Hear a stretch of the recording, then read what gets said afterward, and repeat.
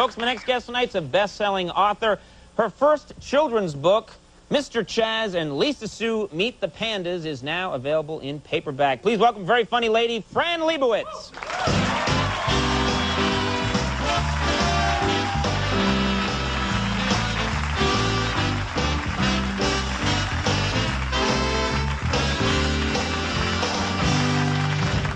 Thanks very much for coming. You're welcome. Nice to have you with us, especially since I understand you're going through a bit of a hard time right now, a little bit of controversy about your children's book, Mr. Chaz and Lisa Sue Meet the Pandas. What's going on? Well, I've heard from a great number of panda experts. You're probably surprised, as I was, to discover there are a great number of panda experts. And they have taken issue. I actually chose pandas at random. Just as a fun animal to frolic with the children. Right. Sure. They occurred to me for no reason. I know so little about the natural world that I had no idea that they were even from China. You didn't know pandas were from China? No. Even I know that. All right. Well, I didn't know they were from China. I didn't know they were rare. I mean, you could easily have convinced me that the lawns of Greenwich were filled with cavorting pandas. It could have been squirrels. I thought of pandas. And I started getting letters when the hardcover came out. Well, wait, what are these panda experts mad about? What have you done to these pandas They in the feel book? that I have misrepresented the panda. I mean, I've actually gotten letters that say, pandas don't eat pizza. Really? Pandas eat bamboo, which in fact is why they're rare. Because there are apparently fewer and fewer bamboo trees. Okay, and that's why there are no pandas. That is right. So clearly they should eat pizza. We should send them pizzas, yeah, definitely. So these pandas talk. So I was obviously Which is another to pull the wool over the eyes of the American public. And I once wrote a piece for Newsweek about teenagers, and where I made a disparaging remark about guidance counselors. And I heard from about 80 million guidance counselors. And I think there's really an equation to be made here. I mean, considering the fact that we need none, the fact that there are 80 million guidance counselors, and an equal number of panda experts, who I feel actually have been the students of these guidance counselors. It's causing a lot of trouble. Yeah.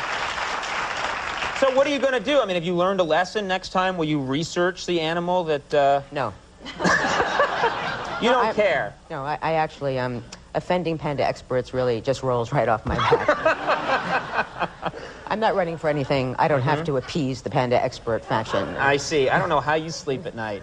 I don't. Yeah, okay. Now, I understand, in a similar vein, you've been working on the same novel now for quite a long time. It's probably since you were born. Really? I feel it's 1978. Well, actually, not much after that. I feel that it's important in this changing world to have something stay the same. And so I've clearly chosen this book to be the thing in my life that's the constant. That's the constant. Literally, how can you work on a novel? It's how close to completion are you on this thing now? That's really hard to tell. It depends on how much distraction there is. I mean, I could spend months on the panda experts, so I would say that I'm getting toward the middle. Okay. And you've been getting... so this is literally years and years you've been working on the same... No, I haven't been working on it for years and years. It's just been due for years and years. Okay. You know, being a writer is just very much like being a high school student without, of course, the fun. I mean, it's like always having a term paper due. The only problem is you can't do it the night before it's due. I know that since I've tried it twice. So it's just that I have poor working habits. I understand. Well, you've done both now. You've been writing real adult books. Not real adult books, I shouldn't say that. You've been writing adult books, and you've been writing children's books. What is easier to do? Children's books. Really? Yes. Why is that? Well, they're easier to fool. Which is why we like them, isn't it? It's just easier because I'm childish, I guess. It's easier, there are fewer words. Okay. The whole thing is much less complicated, and there are pictures that take up a lot of the space. So what happens when you go on TV shows, say like this one, and you say writing children's books is easy? Easier. Easier. Do children's book authors now get mad? You're going to get letters from them? Yes. You will? Yes. I've gotten letters You've from offended them now? Yes, but they write in crayon on sheer cardboard, so... All right. It's not that threatening. It's not a threatening thing. Now, we talked about this the last time you were on, but you don't like, and you admit to this, you cop to this, you don't like having people around, do you? You really don't Not in my own home, no. You don't like having people in your home? That's correct. Okay. That's correct. That's what home means. Home means the absence of anyone but me. That's right. Okay. That's why I call it Franland. and in Franland, there's just not room for others. So that this apartment that I have now, I tore out 2 bedrooms. Why? Because they would be thought of by others as guest rooms.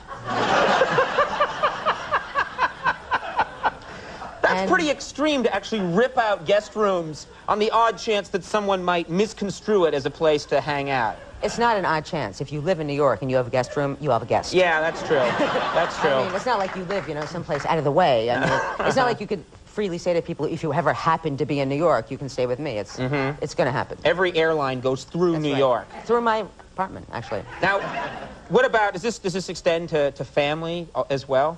Or particularly to family?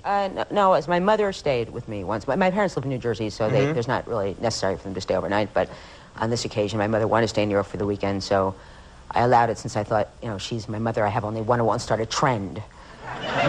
People want to say, I'm also your mother, I can stay here, so.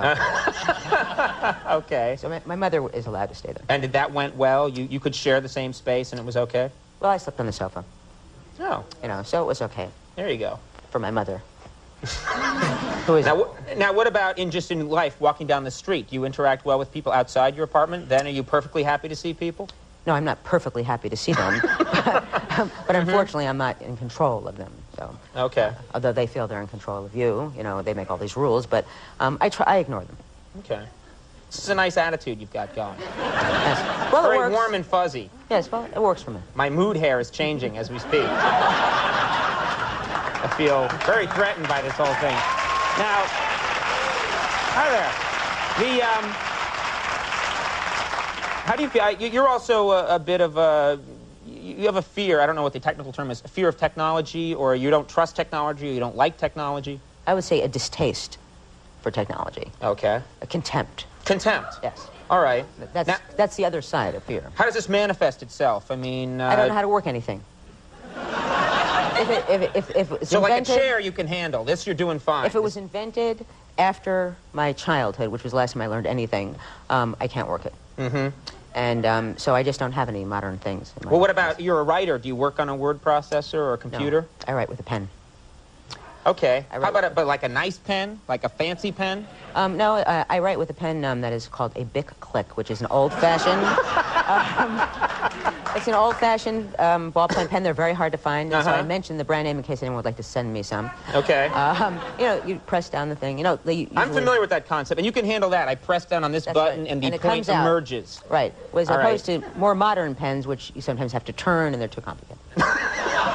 So if you sat down to write and there was a turning pen there, would you freak out and run out of your empty apartment? An excellent excuse to not write for a few weeks.